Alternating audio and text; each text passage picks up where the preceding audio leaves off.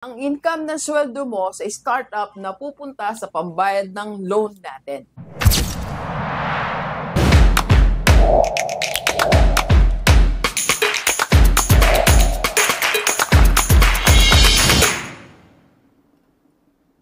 Okay, Gilibers, pag-usapan natin sa lahat ng mga gusto magnegosyo. You have to build your business. Start ka sa level 1. Hindi level 2, not level 3, hindi level 4, hindi level 5. Dapat level 1 ang start mo. Alright? Okay, so let me give you some stat para patunayan ko sa inyo na maraming negosyo na bumagsak dahil hindi nagsimula sa level 1. So first, 22% of small business fail within first year of operations. 22%. Next, by the end of second year, tumataas ang failure rate at 32%. And third, by the end of year 3, about 40% of small businesses close. Okay? And by the end of fifth year, about 50% of small business fail. And by 10 years, about 2 out of 3 small businesses are gone. Only 1/3 make it to the year 10-year mark.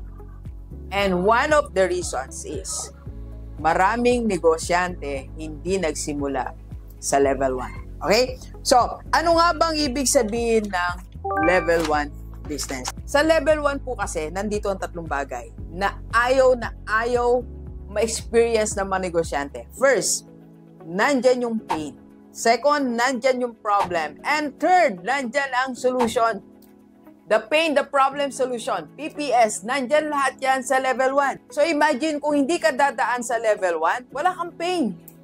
Wala kang problem, wala kang solution. In other words, wala kang foundation.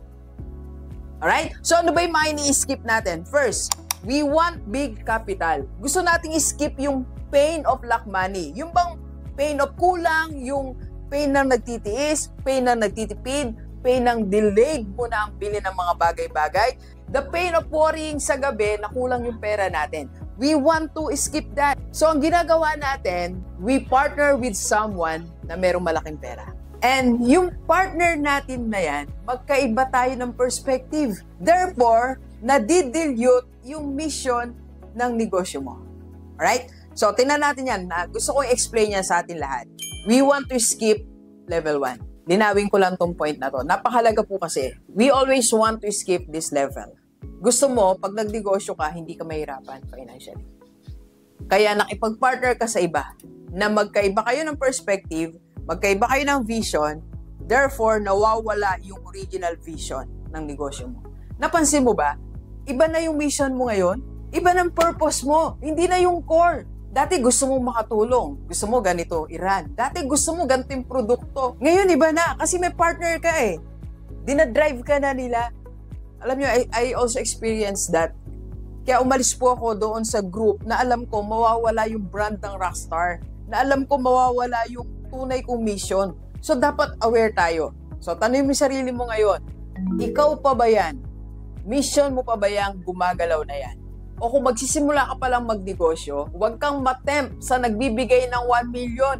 Huwag kang matempt sa nagbibigay ng 500,000 para maging partner mo. Do not skip level 1. Wala kang pera, walang maraming pera. It's okay. Merong pain, may problem, but you can think of solution. At dyan ka tatatag. Alright? Second, we want big and nice office agad. We want to skip the level 1.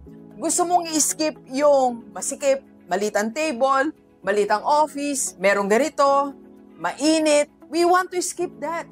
So gusto mo, malaking office agad, maganda, magara, aircon, kaagad nasa Makati ka, kaagad nasa city ka, yan ang gusto mo agad eh. We want to skip the part na masisikapan ka ng konti. We want to skip the part na mahirapan tayo ng konti. So, yung ginagawa natin, naglo-loan agad tayo. Loan tayo para may pang-advance sa office na maganda. Loan tayo para may pampagawa, pagpa-construct. So, in other words, ang income ng sweldo mo sa startup na pupunta sa pambayad ng loan natin. So, wag nating i-skip na maliit lang ang office ko. Wag nating i-skip yun. Pag maliit ang office mo, nandyan yung pain. Nandiyan yung problem, but there is solution. Alright? Third po, pero bago yan, magkape muna tayo. Hindi po nagagalit si Doc. Kasi yan din po ang aking experience ko din po yan eh. There was a time I wanted to skip level 1. Kaya bumalik ako sa level 1. And thank you, Lord. Nakabalik naman tayo sa level 1. Okay? Number 3 is, we want a bigger team. Again, we want to skip the pain of training people. Kaya ang gusto mong gawin ngayon, nag-hire ka agad ng magagaling na tao. Yung mga expert, ayaw mo mag-train. So ending, yung na-hire mo, puro expert, minsan wala ng puso. Puro na lang galing. At hindi na nila naiintindihan yung vision ng company mo. Hindi na nila naiintindihan yung mission mo. Alright? Kasi napupuno ka ng expert. Hindi na nga ikaw nagpapatakbo ng negosyo mo eh. Yung mga expert na quote and unquote. For me, experience level 1. The pain, the problem of the team, and the solution. Alright, delivers. So, ang payo ni Rockstar, huwag nating skip ang level 1. Piece by piece, build your business. Dahan-dahan, unti-unti, buuin mo yung negosyo mo. Yung pundasyon, ayusin mo para walang disaster. Okay? Pain, problem, but there's solution. Coming from you as a business owner. Pag ganyan ang negosyo mo, hindi ka mabubuhay. Alright, let's go. Let's go. Kape po tayo. Kape.